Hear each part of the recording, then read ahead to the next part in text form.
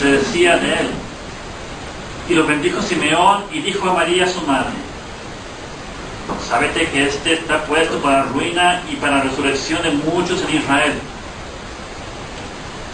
Y será signo de contradicción, y una espada traspasará tu alma, para que queden patentes los pensamientos de muchos corazones. Había allí una profetisa llamada Ana, hija de Fanuel, de la tribu de Aser. Esta era ya muy anciana, había vivido 7 años con su marido desde su virginidad, y era viuda. Y esta viuda, que tenía 84 años, no se apartaba del templo, sirviendo en él día y noche con ayunos y oraciones. Esta pues, como viniese a la misma hora, alababa al Señor y hablaba del niño a cuantos esperaban la redención de Israel. Y cumplidas todas las cosas conforme a la ley del Señor, volviéronse a Galilea, a su ciudad de Nazaret. Y el niño crecía y se robustecía, lleno de sabiduría y de gracia delante de Dios, y la gracia de Dios estaba con él. Padre, Hijo y Espíritu Santo, hágame la Cristo. Sin pecado concebida, María Santísima.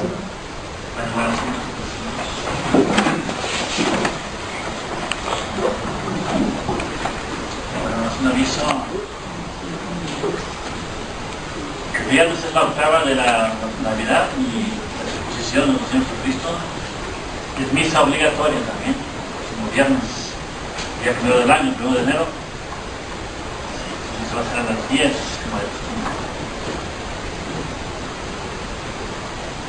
Tenemos el 1 de la noche adoración del Santísimo Sacramento. Va a venir a las 12 de la noche, tenemos la adoración muchísimo para recibir el año con las bendiciones del Señor Jesucristo.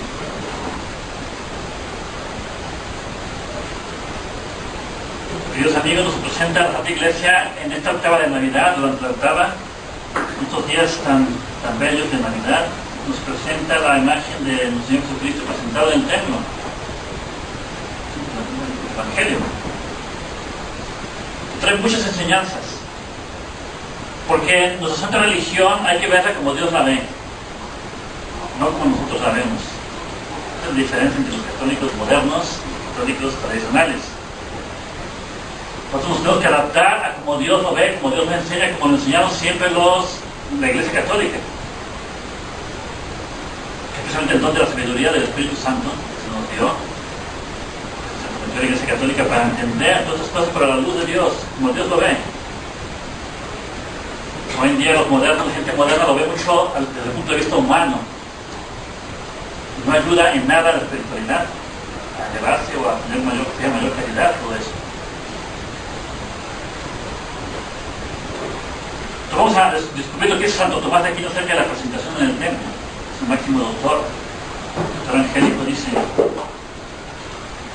el niño Jesús se encarnó y nació y fue presentado para merecernos la filiación divina. No es la epístola.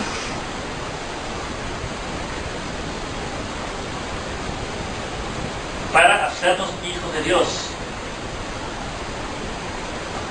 A eso vino a la tierra, a morir por nosotros para hacernos hijos de Dios. Y nació en el pesebre para que nosotros nazcamos como hijos de Dios, que Él lo quiso, y que nos conservemos en su compañía por la comunión todo el resto de nuestra vida, perteneciendo a Dios todos los días, a través de la Santa Misa de la Sagrada Comunión. Y fue presentado en el templo para que nosotros podamos ser presentados junto con Él, dignos, como hijos de Dios que seamos en este momento de la presentación, de todos los días que Dios nos presenta, como sus trofeos, como sus hijos. Dice Santo Tomás que Jesucristo fue presentado en el templo para que nosotros seamos presentados junto con Él algún día, en esta vida, precisamente para hacer agradables a Dios, a los ojos de Dios, gracias a los méritos de Jesucristo y de su sangre preciosísima que tenemos en nuestras almas, sellados con el bautizo, por la gracia santificante, y después de la muerte que vayamos al cielo. Y la presentación en el templo sucede después de haber sido circuncidado nuestro Señor Jesucristo. Entonces, Después de nacer en nosotros por la Navidad, hay que entenderlo espiritualmente de que Jesucristo se circuncidó para que nosotros nos circuncidáramos de los vicios, y poder presentarnos sin vicios y sin pecado y sin mancha delante de Dios. Aceptó que se ofrecieran tórtolas y palomas, ¿sí?, para unir el Antiguo Testamento y el Nuevo Testamento, la figura y la realidad.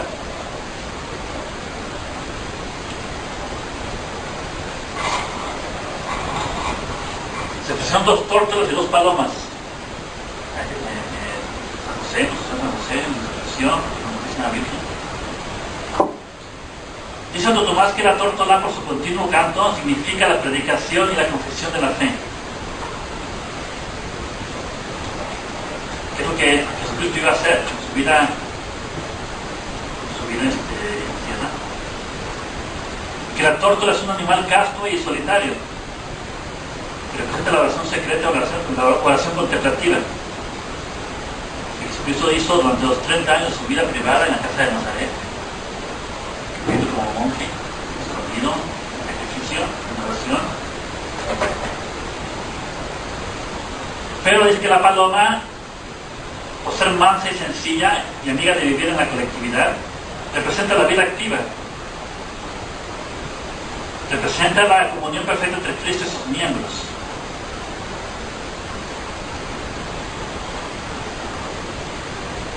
Y aparte dice que las tórtolas y las otras palomas, con sus gemidos naturales que tienen en su manera de ser, representan el suspirar de los santos por Cristo, por la vida futura, por la felicidad del cielo, por la visión de Dios.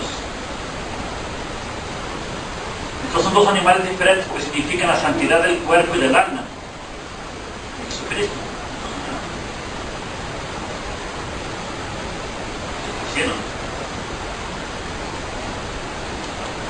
Fue un adelanto de lo que iba a ser el sacrificio de la cruz. Porque el sacrificio de Jesucristo en la cruz, que es el que se repite en la Santa Misa, un sacrificio de cuerpo y de alma. Y más doloroso fue el del alma. El alma de Jesucristo sufrió más que su cuerpo.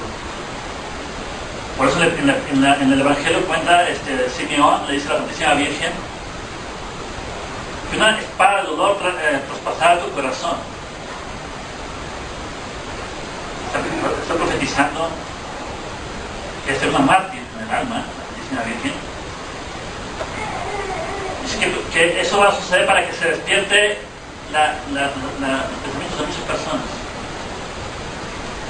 Y es que el sufrimiento y las enseñanzas son espirituales principalmente, porque Dios es espíritu y todo lo hace perfecto, pero para traerlos hacia Él, por la vida sobrenatural de la fe. Pero la Santísima Virgen se unió al sacrificio desde ese momento de la presentación, pero de manera espiritual, con un ofrecimiento, que es precisamente lo que hacemos en la Santa Misa. Ustedes, queridos amigos, cuando viene la Santa Misa, lo esencial es ofrecer el sacrificio.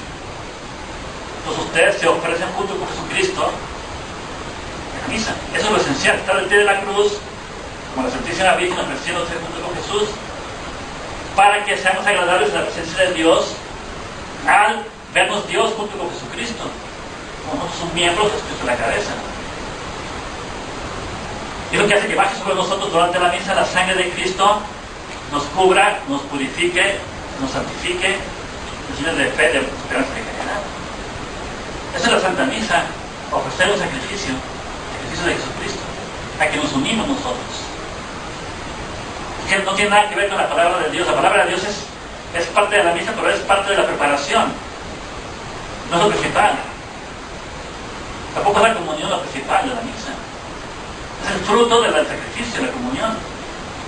Nos ofrecimos, la sangre de Cristo nos purificó, y ahora sí podemos recibir a Cristo. Estamos confesados. ¿Se dan cuenta?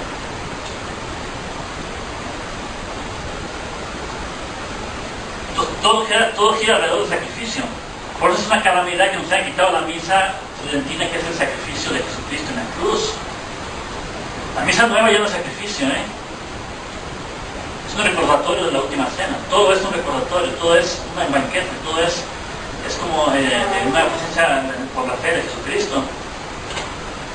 Todo es de cara a la asamblea, como si ellos fueran que hacen manifiesto de Jesucristo por la fe. Ya no pierden la presencia real de Jesucristo en la Eucaristía. Por eso las pegan en la mano y de pie, y mujeres, y de manera descuidada, y sin arrodillador, y sin patena. Y las partículas no se cuidan de purificarlas, de que no se caigan. Todo eso da la idea de que en la misa nueva es como los protestantes. Un recordatorio, no hay sacrificio, no hay Cristo, solamente es un evento de la fe, en el que la palabra de Dios ocupa el lugar principal. Nosotros los católicos, cuando les pregunto qué es la misa, ya no saben qué es el sacrificio de la cruz. Ninguno me responde qué es el sacrificio de la cruz. Porque ya nos quitaron ya el corazón de la Iglesia Católica, que es la cruz, el sacrificio. Todos los católicos allá no es la cruz, no es el sacrificio. Piensen que la religión es creer, como los protestantes, esperar en la misericordia de Dios y ya, hacer lo que queramos. Es lo único que quedó de la Iglesia Católica, de las enseñanzas católicas que tienen los católicos modernos hoy en día. Y eso no lleva al cielo. Porque sin redención, sin cruz, sin misa no hay cielo. No hay purificación, no hay redención. Pues es una catástrofe. Es una catástrofe la nueva misa. Nos quitaron lo más sagrado que hay, que es el sacrificio de la cruz. Se repite en la misa precisamente. Entonces Santo Tomás, la Santísima Virgen fue purificada. No lo necesitaba la Santísima Virgen, ¿sí? Pero fue purificada para darnos ejemplo de obediencia y de humildad. Póngase a pensar, queridos amigos. Para practicar la obediencia y la humildad, quiso Dios que la Santísima Virgen fuera purificada, pero no necesitaba purificación. ¿Qué les da aquí el ejemplo? Es un ejemplo maravilloso. Que los católicos tenemos que preocuparnos por practicar con el ejemplo las virtudes. Lo necesitemos o no. Estamos tratando de sacrificarnos constantemente. Nosotros sí necesitamos purificación. Se fijan, nosotros pensamos en la eficiencia. Ustedes, la gente moderna diría, bueno, la Santísima Virgen no necesita purificación, entonces que no sufra, no, tranquila, déjala tranquila, que no sufra, que esté siempre contenta. Es lo que diría un modernista. Pero no se trata de si se necesita o no se necesita. No se trata si hay pecado o no pecado.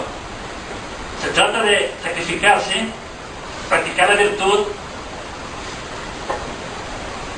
por espíritu de sacrificio para entregarle a Dios algo valioso, que es la obediencia y la humildad, le entrega el corazón y la libertad a Dios. Por eso dijo Jesucristo que mi pan de cada vez es la voluntad de mi Padre. Sino que Jesucristo es Dios, o sea, Él no necesitaba obedecer. Esa es la infinita sabiduría. Pero para practicar la virtud, para estar ofreciendo un sacrificio continuo y para darnos ejemplo, estuvo obedeciendo y sacrificando su voluntad todo el tiempo. ¿Se dan cuenta? Es lo que significa la presentación en el templo. Es un misterio bellísimo. Y es presentado al niño Jesús como primogénito. Esto lo dice San Roberto Díaz del Albino. Porque Dios quiere las primicias de todo lo que hacemos. La Virgen ofreció su primogénito, todo, el único. ¿Y qué es lo que nosotros tenemos de primicias? Lo que es único, lo que es nuestro, que es único y que lo queremos mucho, la libertad. Somos señores de nuestros actos, queremos que no nos toque la libertad. Bueno, eso es lo que Dios quiere que sacrifiquemos. Que lo entreguemos a Dios por la obediencia a sus mandamientos, a los superiores, a los padres, a la providencia, a los eventos que nos pasan, las enfermedades, las tristezas, los cruces, los aceptemos, con alegría las tomemos, las abracemos. No pensemos en nosotros, pensemos en Dios, sacrificando nuestra voluntad para unirnos a la voluntad de Dios. Ahí está la santidad. Dios quiere las primicias, quiere nuestro corazón. Y el católico hace lo contrario hoy en día. Mi libertad, yo hago lo que quiero, no me diga lo que tengo que hacer. Es todo lo contrario de lo que Dios quiere. Todo lo contrario, eso es lo que lleva al infierno precisamente. A que hagamos nuestra voluntad. Pues en las escrituras hay caminos que a los que le parecen rectos que terminan al fondo del infierno. Porque nosotros tenemos inclinación al pecado, a la maldad. La única manera de controlarnos, de sujetarnos, de poner riendas es la obediencia. ¿A qué? A la doctrina, a los mandamientos, a la moral tradicional de la Iglesia, que siempre se enseñó por tantos siglos. A las obras de misericordia, al amor, que es sacrificarse por los demás, a ver a Jesucristo en los demás y dar todo a los demás por amor a Jesucristo. Decían, todo eso es sacrificar mi voluntad. Estamos muy mal, estamos llenos de otro sentido completamente distinto al espíritu católico. Y quiero que se den cuenta de eso. También dice San Roberto Belarmino que el 40 es una señal de los días de nuestra vida en este mundo. 40 años en el desierto, 40 días de ayuno, 40 días de preparación para la Pascua, Cuaresma. Y por eso, después de 40 días, la Santísima Virgen se quiso purificar para darnos a entender que todo nuestro camino peregrinado, todo el tiempo que vivimos en este mundo es para purificarnos, para hacer penitencia, para mortificar nuestra voluntad, para sacrificarnos junto con Jesús. Por eso la misa se da todos los días. Por eso la Iglesia nos obliga a la Santa Misa, para recordar que esta vida es para sacrificar nuestra voluntad por amor a Dios. Principalmente la voluntad, claro, también las demás cosas, pero la voluntad es lo más difícil. Por San Pablo nos dice en Corintios: purifiquémonos de toda mancha de nuestra carne y nuestro espíritu, acabando la obra de santificación en el temor de Dios.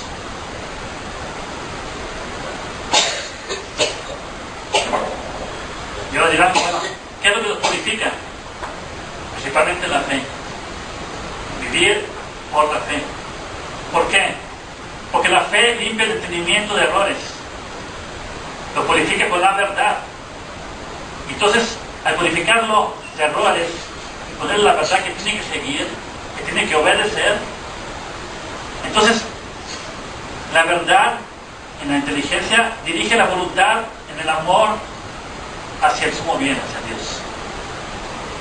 Rectifica la voluntad hacia el bien, hacia Dios. Precisamente por eso es tan importante conservar la fe. Por eso es tan importante mantenerse alejado de todo lo que es moderno, modernista, que han adulterado la fe, la han corrompido, la han cambiado. Entonces, al cambiar la fe, uno ya no tiene la verdad de lo que es la religión, ni lo que es la revelación. Entonces, uno ya no tiene la luz para guiarse, ni para guiar la voluntad hacia el bien. Entonces, uno se pierde. Sin luz, uno camina en tinieblas. Precisamente por eso nosotros conservamos en este monasterio todo lo tradicional, que es lo único que es seguro, que es sano y católico, y que es luz y que nos lleva al cielo. Lo nuevo, lo moderno es muy dudoso, por lo menos es muy ambiguo. Hay mucho espíritu diabólico, mucho espíritu de otras religiones, ecumenismo, de libertad. Tienen todo menos luz. Entonces es obvio que si uno quiere ir al cielo, quiere estar unido a Dios, y es algo muy dudoso y muy confuso y nos está perjudicando la fe, dejarlo. Dios está por arriba de la obediencia también. Si en aras de la obediencia van a perder algo que va contra Dios, hay que obedecer a Dios antes de los hombres. Entonces los católicos estamos obligados a sujetarnos a lo antiguo, lo que es seguro, lo que es luz, lo que es católico, lo que es verdad, lo que nos dirige la voluntad hacia la verdad y hacia el bien, hacia Dios, hacia el cielo. Estamos obligados los católicos a sujetarnos a lo antiguo. Hoy en día nos modificaron todo. No son exageraciones. Ustedes han visto que los papas ya perdieron la fe. Siguen siendo papas, pero perdieron la fe. Vean todas las cosas. Tienen que informarse ustedes también lo que dicen hoy en día, por ejemplo, Francisco. Dice que Dios no es un Dios católico, que dice que Dios fracasó en la cruz, que la cruz es un fracaso de Dios. dijo hace una semana que los católicos ya no tienen que ir a misa, que no se preocupe, que Dios no los va a juzgar por no ir a misa.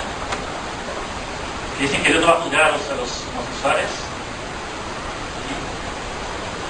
Que dicen que los que sujetan a un dogma que no cambia, a nosotros los católicos, que esos somos los que hay que atacar, perseguir.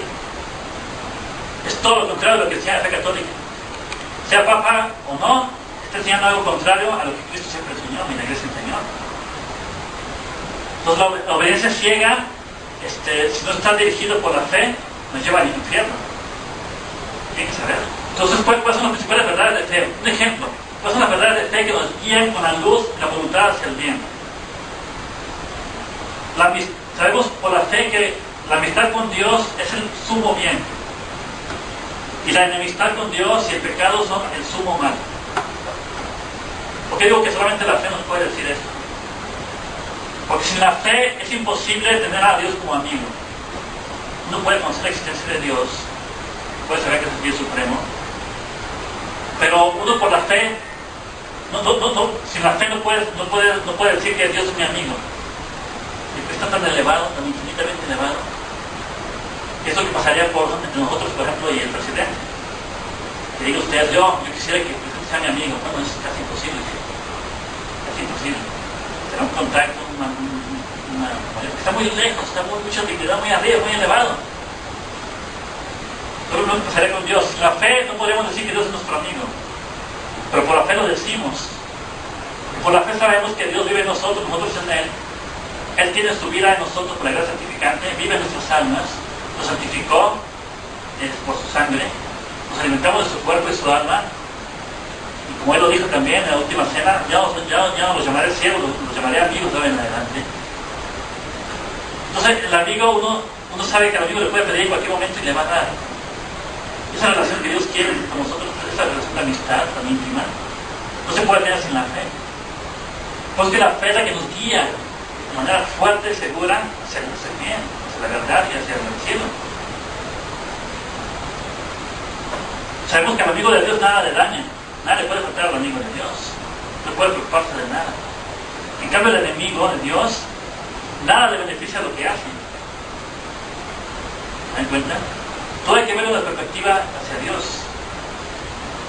Y por último, hay que entender que no solamente la voluntad o el alma hay que purificar, tiene que purificarse con la obediencia. Porque el cuerpo se purifica con la penitencia. Es necesario. Es necesario purificar el cuerpo con la penitencia. ¿Por qué? Porque sabemos que las pasiones ciegan el entendimiento y por lo tanto corrompen la voluntad. No vemos esa luz clara. Entonces, para ver esa luz clara y poder guiarnos por la inteligencia, tenemos que someter y pisotear el cuerpo que quiere imponer sus leyes sobre el alma. Entonces, por eso la penitencia es obligatoria, no es opcional, es obligatoria. Tanto de la voluntad, de la inteligencia, siguiendo la verdad y la fe, obligatorio. De la voluntad, mortificando nuestra propia voluntad, siguiendo a Dios en todo, por la obediencia principalmente, y del cuerpo por la penitencia. Esto es exactamente lo que dice la Santísima Virgen, el Señor San José. Que a ellos se sometieron a la verdad completamente, que no tenían los misterios completamente, en momentos y circunstancias muy difíciles. Por eso dirigieron su voluntad completamente hacia Dios. Dice la Santísima Virgen, aquí la esclava del Señor, hágase en mí según tu palabra. Completamente esclava de la voluntad de Dios. Su voluntad no toma en cuenta jamás su voluntad. Y por último su cuerpo. La espada del dolor y las privaciones, la pobreza, la humildad en la que vivió. Entonces, tenemos estos ejemplos y es muy importante que lo pongamos en esa perspectiva para poder llegar al cielo. Si no, no vamos a llegar. Realmente. Tenemos que llegar al cielo juntos y esta es la manera de ser. Quedamos que Padre bendito, en el Santa María, Purísima. Sin pecado concebida María Santísima.